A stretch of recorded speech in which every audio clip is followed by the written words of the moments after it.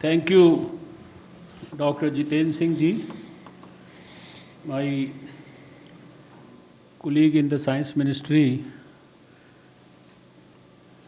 Dr. Ashutosh Sharma ji, Shri Sunil ji, and also thank you, Kuldeep ji, for organizing this press interaction for all of us, and thanks all of you, the media friends who are present here in this auditorium to be part of this with us physically, and all those who have connected themselves virtually also with us. Thanks all of you. Well, friends,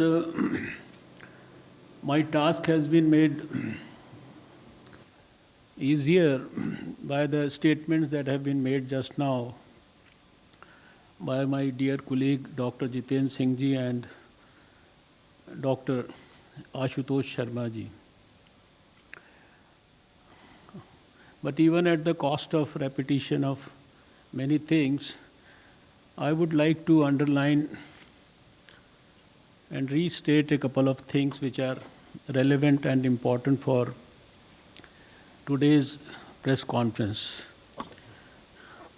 First of all, let me emphasize and underline and also thank my dear Prime Minister Shri Narendra Modi ji, because he has been the guiding force for all of us, who has guided us, monitored most of the things over the last 7 years, not only in the science sector but in virtually every sector.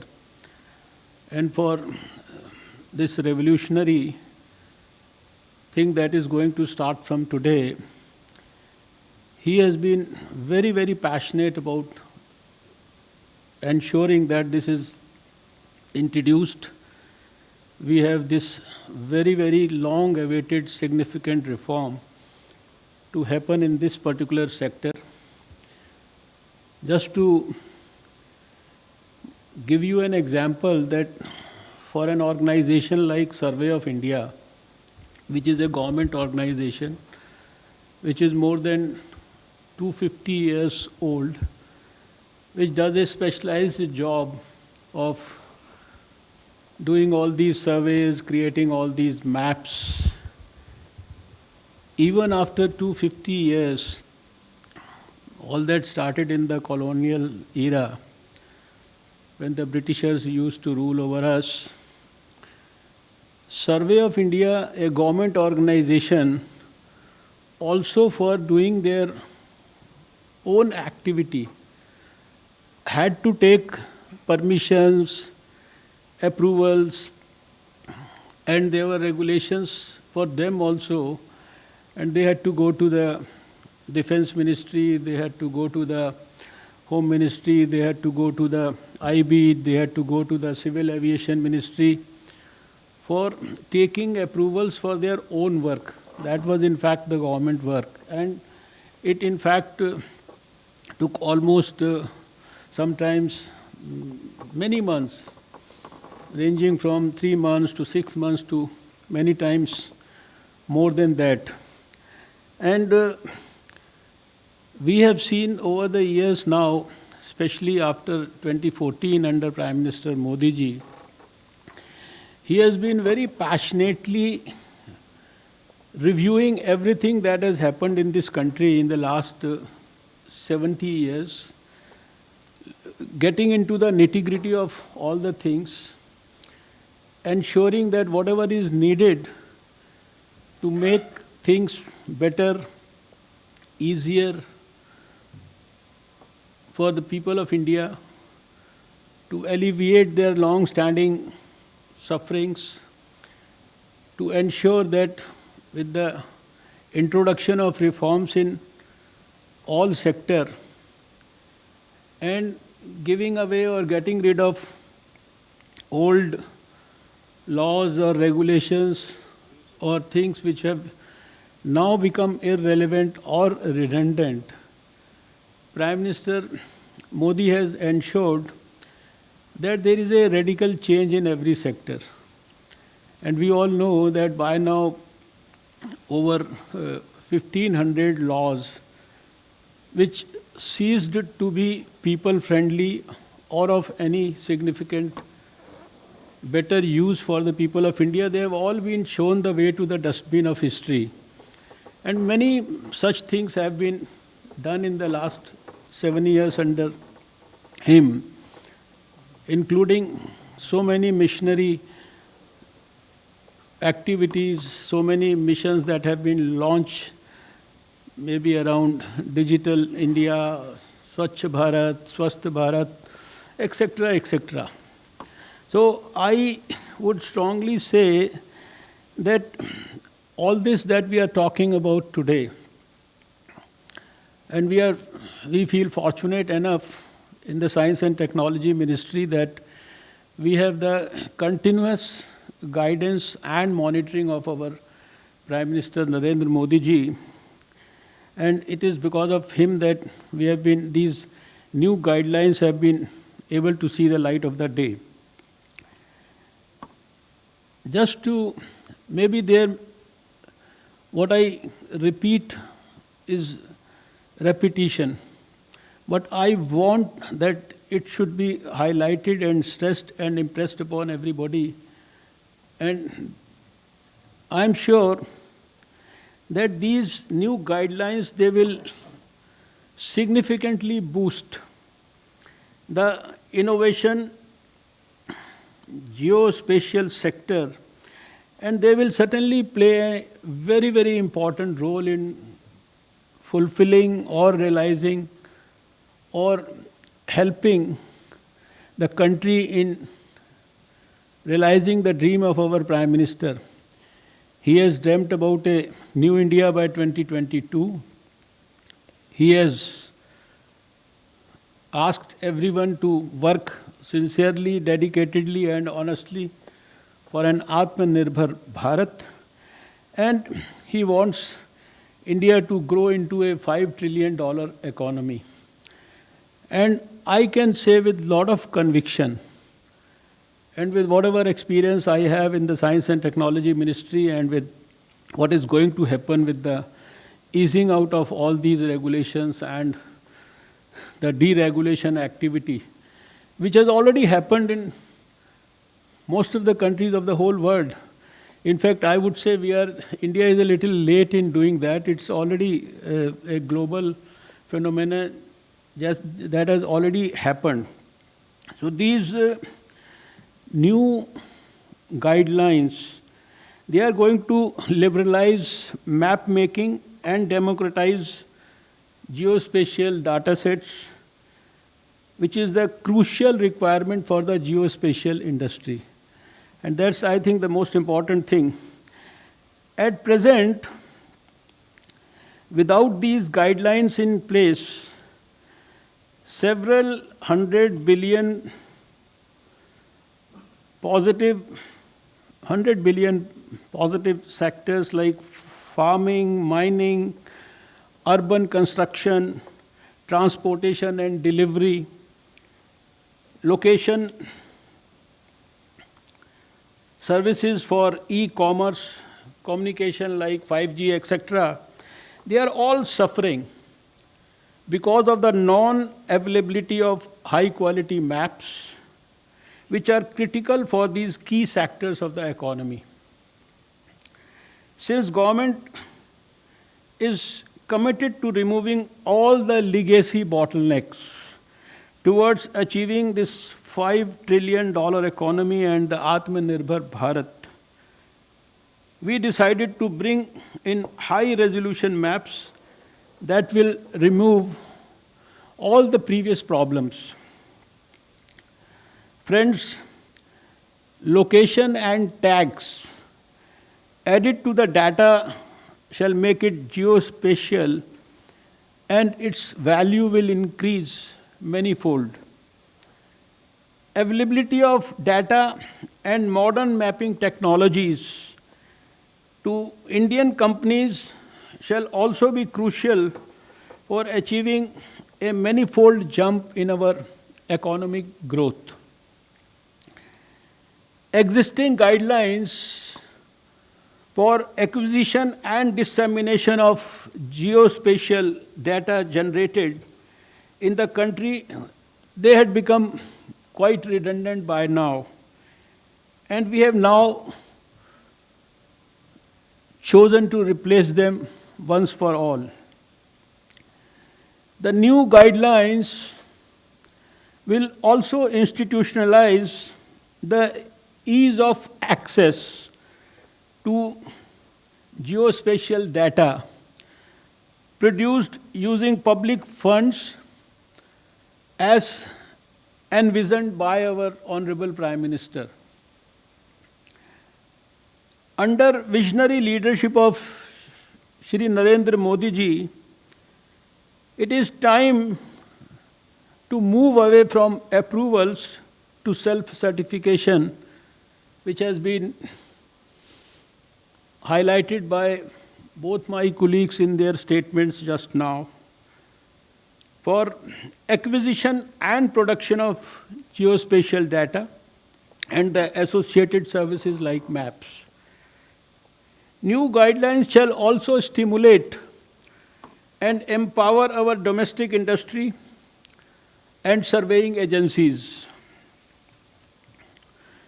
Friends, we strongly feel that geospatial data is critical for success of modern industry, offering location-based services such as e-commerce, delivery and logistics, urban transport, and it is also essential for traditional sectors of economy such as agriculture, construction and development, and also mines and minerals. Surveying and mapping are vital in planning, development services, and governance in all sectors. These new guidelines shall significantly benefit diverse sectors of the economy and enhance preparedness of the country for the emergency responses also. Right now, the Survey of India and other agencies producing or owning maps and geospatial data will simplify procedures and use modern techniques such as cloud and APIs to make the data accessible online in a useful format to be used for planning, development, governance, and enterprise. Finally, I would say that crowdsourcing efforts shall be encouraged by the government to build maps by allocating public funds towards these efforts, and resultant geospatial data can be processed, applications built, and related solutions developed. Stakeholders benefit through the issuance of these new geospatial guidelines will include practically every segment of society, from industry to academia to government departments. As has been highlighted by Ashutosh ji and also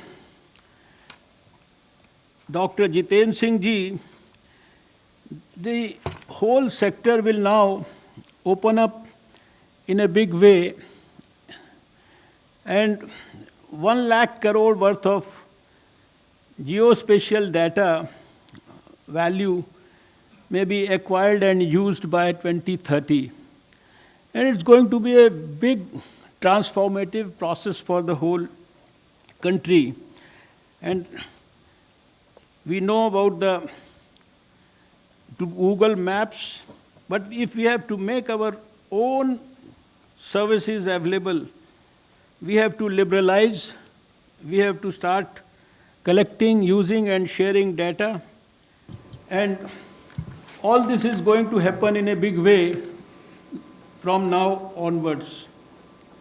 So friends, this is a very, very historic day for all of us, for all the people in this country, whether in the public sector or in the private sector, who have also dreamt to contribute to fulfilling the dream of our Prime Minister for a modern India, for a new India, for a Atmanirbhar India, and for an India where we are able to alleviate the sufferings of the people of this country, which they continue to have even after 70 years, and we are able to aid and strengthen the process of development in this country in all sectors of the economy by using and liberalizing the scientific principles. It is truly science for the people of India, and it has been our dream to make science a huge public movement, make it easily available and accessible for every citizen of this country, for every NGO of this country, for every industry people, for every academic person, for every university. And this is now going to happen.